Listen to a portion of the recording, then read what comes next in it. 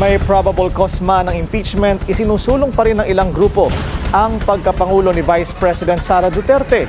May itinutulak na rin sila bilang katandem ni VP Sara. Narito ang agenda report ni John Riz Calata ng Abante.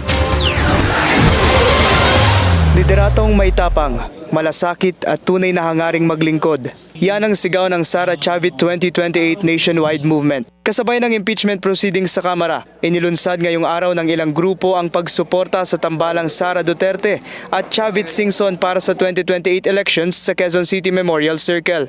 Sara Duterte ay may kakayahan na mamahala ng bansang Pilipinas.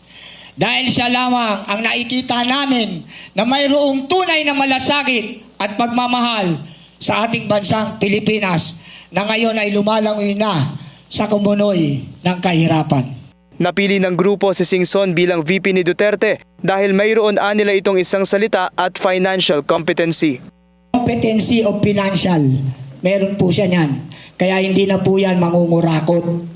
Nakakatakot po mag-alala ng pangalawang Pangulo kapag kurakot din. Pero sa katauhan ni Manong Chavit Singson na aming isinusulong bilang maging pangalawang Pangulo is meron siyang financial capacity at hindi niya nahangarin pang mangurakot. At tulad ng inaasahan, binatikos ng Sara Chavit 2028 movement ang impeachment proceedings laban kay VP Sara. At lalong-lalo na ang ginagawa nilang fake impeachment ni VP Sara. Walang kwentang impeachment na yan. Alam ko, hindi magtatagumpay yan.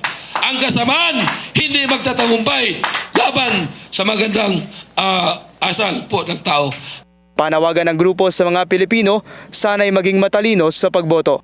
Para sa agenda, John Riz Calata, Abante.